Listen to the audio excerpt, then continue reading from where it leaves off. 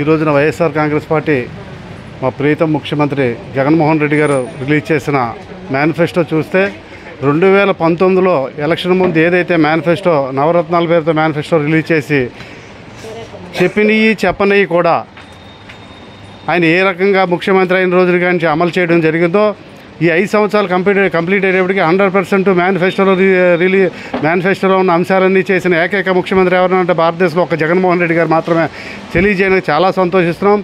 అదేవిధంగా అదే నమ్మకంతో కూడా ప్రజలందరూ ఉన్నారు.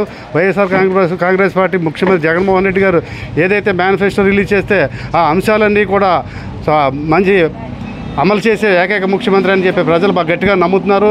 అదేవిధంగా చంద్రబాబు నాయుడు గారు ఉన్నారు. 2014లో మేనిఫెస్టో రిలీజ్ చేసి 600 హామీలు ఇచ్చి 6 హామీలు కూడా అమలు చేయని ఏకైక ముఖ్యమంత్రి అయినా. అదేవిధంగా 2019లో కూడా ఆయన అదేవిధంగా ఆయన మేనిఫెస్టో ఆయన అమలు చేయకపోవడం వల్ల 23 సీట్లు ఇవ్వడం జరిగింది. మళ్ళీ ఇప్పుడు ఆయన మేనిఫెస్టో రిలీజ్ చేశారు. మేనిఫెస్టో రిలీజ్కి ముందు ఏమన్నారంటే ఆయన పెన్షన్ 4000 అని చెప్పారు. మేనిఫెస్టోలో అది అంశమే లేకుండా పోయింది. అదేవిధంగా జగన్మోహన్ రెడ్డి గారు నేను 3500 చేయగలను, దాన్ని కూడా 250 తర్వాత లాస్ట్లో మొత్తం 3500 చేస్తాను ఆయన ఉన్నదే చెప్పారు. అలాగే అమ్మఒడి పెంచడం జరిగింది, అలాగే రైతు భరోసా పెంచడం జరిగింది, అలాగే ఆసరా పెంచడం జరిగింది. ప్రతిదీ కూడా అమలయ్యే అంశాలే చెప్పడం జరుగుతుంది తప్ప ఎప్పుడూ కూడా మోసపూరిత హామీలు ఇవ్వడం జగన్మోహన్ రెడ్డి గారి చరిత్రలో ఆ తండ్రి గారు కూడా ఎప్పుడు కూడా ఆయన శాశ్వతమైన పథకాలు చేపట్టిన అదే ఘనత తండ్రికి మించిన తనయుడుగా కూడా ముఖ్యమంత్రి ఆయన తండ్రి గారు రాజశేఖర రెడ్డి గారు 1 అడుగు ముందుకేసి 4 అడుగులు ముందుకేసి ప్రజా సంక్షేమ పథకాలు అంతలాగా అమలు చేసిన అభివృద్ధి విషయంలో కూడా ఏది ఈరోజు ప్రతిపక్షాలు కొంతమంది అభివృద్ధి చెందట్లేదని చెప్తున్నారు. వైద్యంలో కానీ విద్యలో కానీ ఏ ముఖ్యమంత్రి చేయని విధంగా ఇక్కడ జగన్మోహన్ రెడ్డి గారు చేయడం జరిగింది. దానికి నిదర్శనం చెప్తున్నాను. నేను గవర్నమెంట్ హాస్పిటల్ డైరెక్టరు. అంతకుముందు జగన్మోహన్ రెడ్డి గారు ముఖ్యమంత్రి ముందు 3 డాక్టర్లు ఉండేవారు. కానీ ఇప్పుడు 12 మంది డాక్టర్లు. మీకు ప్రతిదీ కూడా స్కాన్లు కూడా బయటకి స్కానింగ్లు కూడా ఇక్కడే చేయడం జరుగుతుంది. అదేవిధంగా గవర్నమెంట్ పాఠశాలలో కార్పొరేట్ స్థాయికి ధీటుగా ఈరోజు మీకు డిజిటల్ ఎడ్యుకేషన్ 8వ తరగతి నుంచి డిజిటల్ ఎడ్యుకేషన్ ఇదివరకు బ్లాక్ బోర్డు ఉంటుంది, ఇప్పుడు డిజిటల్ బోర్డు. ల్యాప్టాప్ పెడితే మొత్తం అన్నీ కూడా మీకు డిజిటలైజ్ అయ్యి ఎడ్యుకేషన్ అంత వివరణగా కంప్యూటర్ ఎడ్యుకేషన్ కూడా జరుగుతుంది గవర్నమెంట్ స్కూల్స్లో. 6వ తరగతి నుంచి ఇంగ్లీష్ మీడియం జరుగుతుంది. ఇంత అభివృద్ధి ఒక విద్యలో ఒక కుటుంబం బాగా చదువుకుంటే ఆ కుర్రోళ్ళు డెవలప్ అయితే ఆ కుటుంబం ఆటోమేటిక్గా డెవలప్ అవుతుందని చెప్పడానికి చాలా ఆనందపడుతున్నాను. అదేవిధంగా ప్రజలందరూ గమనించి ఎంతైతే అభివృద్ధి జరిగిందో ఇప్పుడు ఏదైతే మనం మళ్ళీ 24లో జగన్మోహన్ రెడ్డి ఏదైతే మేనిఫెస్టో రిలీజ్ చేశారో ఆ అంశాలన్నీ చేస్తారు. మీరు ఎంతైతే నమ్మకంతో ఉన్నారో మీరందరూ కూడా మళ్ళీ జగన్మోహన్ రెడ్డి గారి ప్రభుత్వాన్ని అత్యధిక మెజారిటీతో నెగ్గించవలసిందిగా కోరి ప్రార్థిస్తాం. జగన్ గారి పరిపాలన చాలా బాగుంటుందండి. మరి మాకు అన్ని పథకాలు కూడా బాగా అందుతున్నాయి. మరి ఆయనే రావాలని మేము కోరుకుంటున్నాం. అందరూ ఆయనే వస్తారు కూడాను. మరి అలాగే ఎప్పుడు ఇంకా 20 సంవత్సరాలు అయినా 4-5 సంవత్సరాలు అలాగ నెగ్గాలని మేము కోరుకుంటున్నామండి.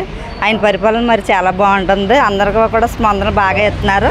ప్రతి ఒక్కరు కూడా మేము తిరిగినప్పుడు మరి అలాగే మేము రావాలని కోరుకుంటున్నాం. మరి జగనన్న మేనిఫెస్టో చాలా బాగుంది. అయితే ఈయనకి ఏడాదికి 75,000 కోట్లు అవుతే చంద్రబాబు నాయుడు గారు ఇచ్చిన మేనిఫెస్టో ఫేక్ మేనిఫెస్టో అది 150,000 కోట్లు అవుతుంది. కానీ దానికి దీనికి కంపేర్ చేసుకుంటే ఇది జెన్యూన్ మేనిఫెస్టో. కావున అందరూ గ్రంథి శ్రీనివాస్ గారిని గెలిపించాలని కోరి ప్రార్థిస్తారు. 2014-19 మేనిఫెస్టో చాలా 100% నెరవేర్చారు జగన్ గారు. ఇది కూడా నెరవేరుస్తారు. 2024 కూడా 100% నెరవేరుస్తారు. భీమవరం నియోజకవర్గంలో ఇవాళ గ్రంథి శ్రీనివాసరావు గారి యొక్క ఊరేగింపు మహా అద్భుతంగా జరిగింది. 6, 7, 8, 9, 10 వార్డుల్లో ఇవాళ అఖండ ర్యాలీతో బయలుదేరి మరి మా ఓటర్లు మా ప్రజలంతా కూడా జయప్రదం చేశారు.